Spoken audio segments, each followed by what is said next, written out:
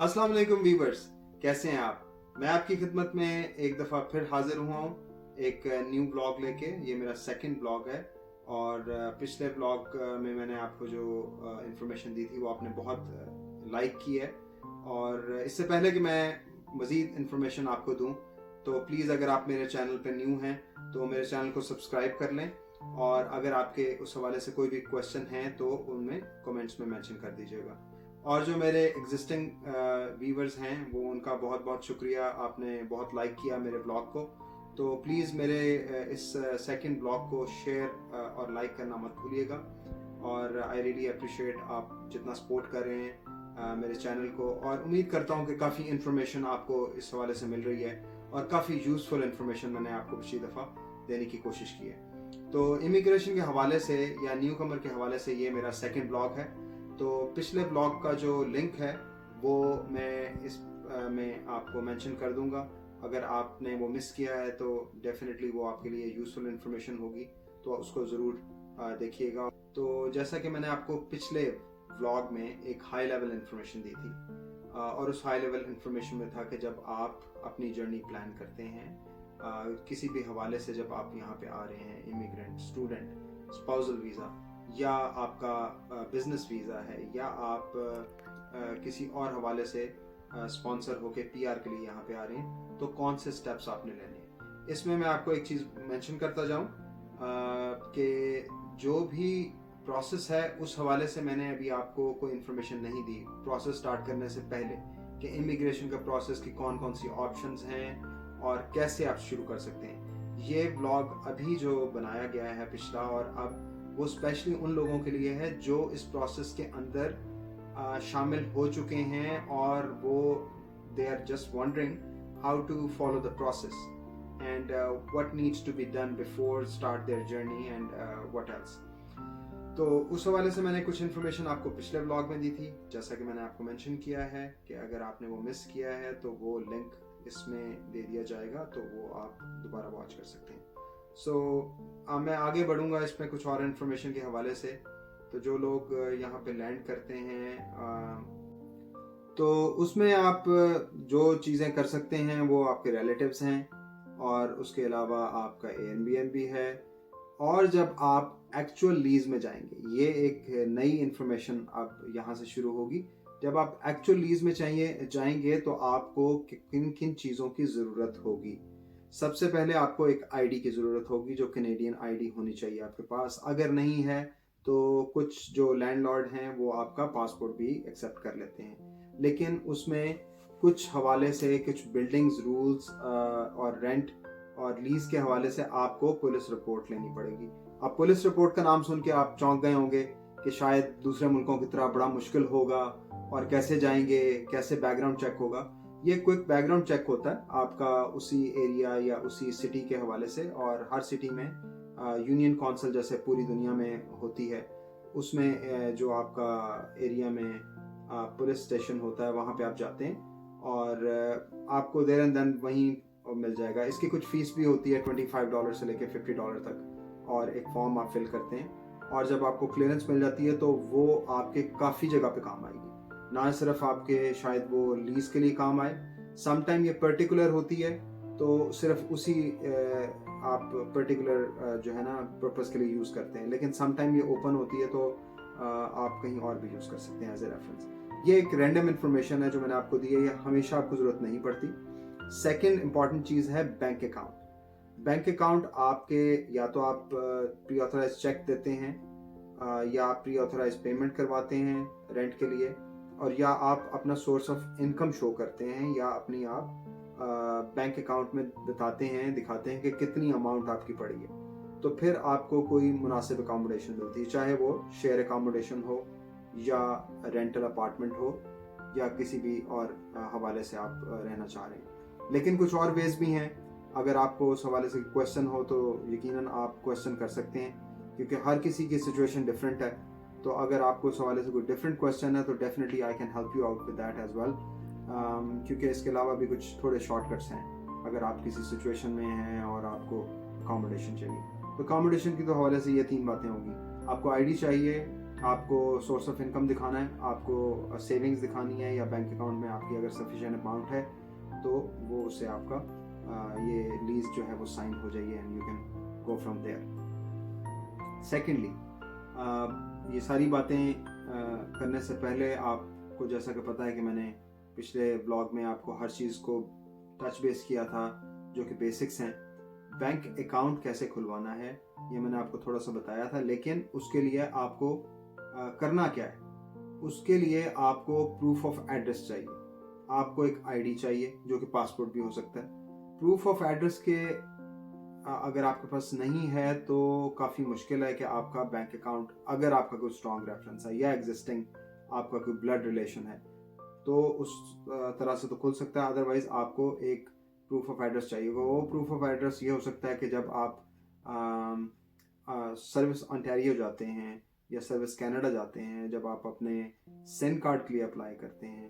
अब आप को ये काफ़ी रैंडम इन्फॉर्मेशन मिल रही होगी, आप कहेंगे कि सिन कार्ड को कैसे अप्लाई करना है, हेल्थ कार्ड को कैसे करना है। मैं स्टेप बाय स्टेप आपको सारी इन्फॉर्मेशन दूंगा, लेकिन कुछ इन्फॉर्मेशन मेरे पुराने ब्लॉग में भी इस हवाले से है अगर आप देखना चाहें तो उसके लिए जब वो पोस्ट करते हैं जहाँ पे आप रह रहे हैं तो उस एड्रेस का हवाले से आपका वो प्रूफ ऑफ एड्रेस होता है जो आपको पोस्ट बॉक्स में आता है, जो मेल्ड है आपके पास प्रूफ ऑफ एड्रेस।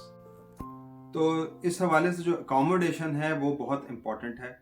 जैसा कि मैंने बताया कि हर किसी की डिफरेंट सिचुएशन है, स्टूडेंट, स्पाउसल, बिजनेस और किसी भी और हवाले से स्पॉन्सर आप यहाँ पे आ रहे हैं, जॉब के लिए आ रहे हैं, तो हर किसी की डिफरेंट सिचुएशन होती है। कुछ स्पाउसल वीज़ा पे हैं, कुछ रिलेटिव यहाँ पे किसी के रह रहे हैं तो वो हुकअप कर लेते हैं टेम्परेरी और वहाँ पे आके रहते हैं 4 वीक्स टू 8 वीक्स में आपका कुछ ना कुछ जो है ना सिचुएशन वो क्लियर हो जाती है आईडीज़ के हवाले से या दूसरे पेपर वर्क के हवाले से।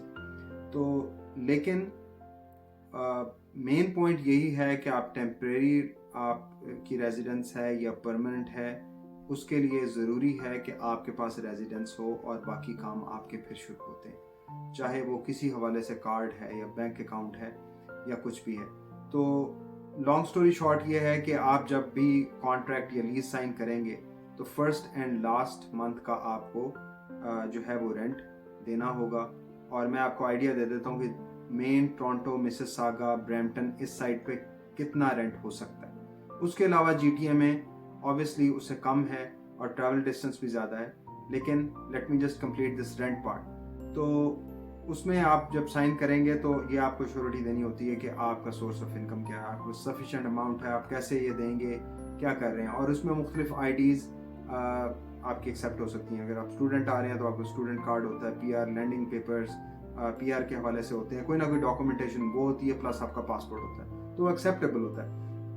उसकी बेस पे आपको बहुत सारी जगहों में मिल जाता है। जैसे कि मैंने आपको पहले बताया, ऑन टॉप ऑफ दैट अगर आपको कोई पुलिस रिपोर्ट करवानी है तो वो कोई आपसे लैंडलॉर्ड या बिल्डिंग या कॉन्डो जो भी रन कर रहा है ऑर्गेनाइजेशन वो आपसे डिमांड कर सकते हैं। सो ये तो हो गया आपका फर्स्ट स्टेप। ये आप क्वेश्चन जितने करेंगे उतना ईजी होगा मेरे लिए आपकी सिचुएशन को देख के आंसर करना। तो यहाँ से आगे आपका फिर मुख्तलिफ और चीज़ें शुरू होती हैं जो कि ऑब्वियसली इंपॉर्टेंट हैं। जॉब कैसे लेनी है, अगर आप स्टूडेंट हैं तो आपकी ट्रांसपोर्टेशन कैसे करनी है, आप कैसे कॉस्ट इफ़ेक्टिव हो सकते हैं, कैसे एफिशिएंट हो सकते हैं। कुछ ऐप्स हैं वो आप कर सकते हैं ट्रांसपोर्टेशन के हवाले से। तो ये आगे आपको डिटेल्स 1 बाय 1 मैं दूंगा, क्योंकि ये बहुत वास्ट टॉपिक है। इसमें बहुत सारी चीज़ें ऐसी भी हो सकती हैं कि कुछ लोगों को ऑलरेडी इसके बारे में पता हो, और कुछ लोग ऐसे हैं जिनको कुछ आइडिया नहीं है कि कैसे होगा जब वो यहाँ पे आएंगे। हर सिटी की डिफरेंट स्ट्रक्चर है, लेकिन ओवरऑल प्रोसेस एक ही है। लेकिन ऑब्वियसली आपको लर्न करने के लिए जब आप एक सिटी भी जाते हैं तो वो आपको लर्न करने पड़ते हैं दोबारा कि कौन सी चीज़ कहाँ से आपने करनी। तो जी, यहाँ तक तो आपकी अकोमोडेशन और इन चीज़ों का हो गया। अब नेक्स्ट सबसे इम्पॉर्टेंट पॉइंट क्या है कि आपने सबसे पहला कार्ड कौन सा अप्लाई करना है। बाद आप सबसे पहले जाके SIM card, what I think personally, SIM card apply करें। उसके साथ आपको क्या करना है कि आपका पासपोर्ट, आपका लैंडिंग पेपर और आपकी और आईडी तो फिजिकली नहीं होगी आपके साथ। वहाँ पे आप जाएंगे कनाडा सर्विस कनाडा पे, जो क्वेश्चन होंगे ऑनलाइन भी अभी अवेलेबल है। कोविड की वजह से बहुत सारे प्रोसेस चेंज हो गए हैं, आप ऑनलाइन बहुत सारी चीज़ें कर सकते हैं। तो मेक श्योर कि पहले आप ऑनलाइन जाके CIC से या सर्विस कनाडा की वेबसाइट से सारी इन्फॉर्मेशन ले लें। बहुत सारी चीज़ें आप घर से भी अप्लाई कर सकते हैं। तो जब आपको इन्फॉर्मेशन मिल जाए, आप फिजिकली ऑफिस पे भी जा सकते हैं और घर से भी कर सकते हैं अगर वो डूएबल है। और उसके बाद आपके 4 to 8 वीक्स में कार्ड आते हैं। अभी कुछ और भी ज़्यादा डिले चल रहे हैं। तो यहाँ से आपका प्रोसेस एक्चुअली स्टार्ट होता है कि जब आपका पहला कार्ड आपकी परमानेंट जहाँ पे आप रह रहे हैं पोस्टल एड्रेस पे आता है, तो वो आपका प्रूफ ऑफ एड्रेस होता है जो आपके बैंक अकाउंट को ओपन करने के काम आए। और वही प्रूफ ऑफ एड्रेस आपका सर्विस ओंटारियो में भी काम आएगा जब आप हेल्थ कार्ड के लिए जाएंगे। वो 1 डे प्रोसेस है, health card there and then वो आपको दे देंगे। आजकल आपको फिजिकल हेल्थ कार्ड की ज़रूरत नहीं होती, उसके ऊपर जो नंबर लिखा होता है, पेपर होता है, पेपर के ऊपर टेम्परेरी नंबर, वो आप यूज़ कर सकते हैं किसी भी इमरजेंसी में, हॉस्पिटल या क्लिनिक में, और वो आपके लिए सफिशेंट होगा। तो अब इसके अलावा जो कार्ड्स हैं वो ड्राइवर्स लाइसेंस है। जो ड्राइवर लाइसेंस के लिए एलिजिबल नहीं है तो प्रोविंशियल एक कार्ड होता है, जो अगर आपने उसके बाद सेल फोन लेना है या आपने किसी और चीज़ के लिए अप्लाई करना है, आपने कार लेनी है, तो बेटर है कि आपके पास कोई एक आईडी हो जो आपके क्रेडिट चेक के लिए हो जाए। ये एक अलग टॉपिक है, क्रेडिट चेक कैसे है, कैसे बिल्ड करना है, तो हम इस पर भी बात करेंगे नेक्स्ट कमिंग व्लॉग्स में। लेकिन अभी मैं एक क्विक आपको एक आंसर दे देता हूँ जो कि मेरे लास्ट ब्लॉग में मेरे से किसी ने पूछा था कि आप कितना गोल्ड ला सकते हैं। तो कितना गोल्ड ला सकते हैं ये भी एक वास्ट क्वेश्चन है, लेकिन मैं आपको 2 और 3 सिनेरियो बता देता हूँ। लेकिन अगर आपका फिर भी कोई क्वेश्चन होगा, क्लैरिफाई ना हो, तो प्लीज़ आप कमेंट कर लीजिएगा, तो मैं उस हवाले से आपको फिर मज़ीद डिटेल्स दे दूँगा। एक तो गोल्ड वो है जो आप पहनते हैं, वो कितना है, कितनी उसकी क्वांटिटी है, कितना वेट है, उसकी भी एक लिमिट है। ऑब्वियसली आप 1 kg 2 kg गोल्ड ऐसे नहीं ला सकते। इंटरनेशनली बॉर्डर्स पे, एयरपोर्ट्स पे एक लिमिट है हर चीज़ की। आप परमानेंटली मूव कर रहे हैं तो उसके ऊपर 2 चीज़ें हैं। अगर तो आप परमानेंट रेजिडेंट हैं तो उनका एक कोटा है। इवन जब आप लैंड भी करते हैं तो आपको मोस्टली केसेस में वो आपको एक फॉर्म देते हैं कि कौन कौन सी चीज़ें पीछे रह गई हैं, कितना एक्सपेक्टेड है आप लाएंगे, जो आपकी सामान है, गोल्ड है, कैश है, कोई ऐसा आपका जो फॉलो अप वो आप लिख सकते हैं उस हवाले से।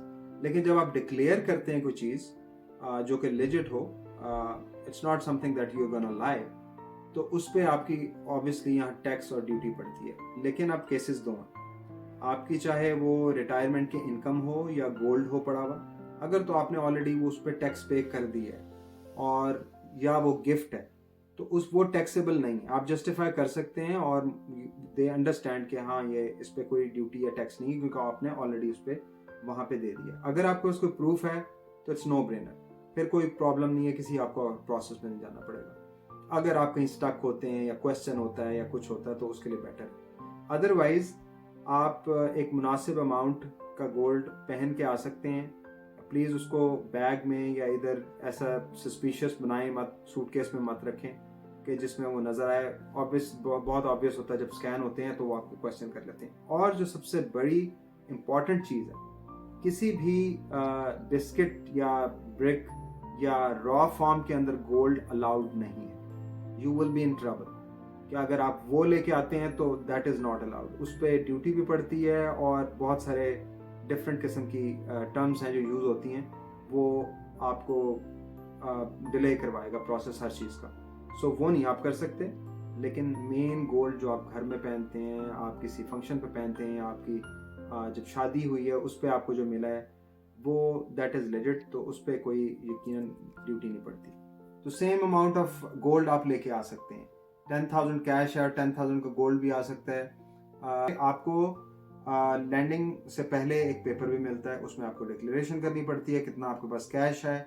अगर इससे ज़्यादा है तो आपको डिक्लेयर करना है, इससे कम है तो आपको डिक्लेयर नहीं करना। तो इसी तरह गोल्ड का भी कुछ ना कुछ उन्होंने लिखा होता है, या इतनी अमाउंट या इतनी वर्थ आपकी कोई चीज़ आपकी है तो आपने डिक्लेयर करनी है।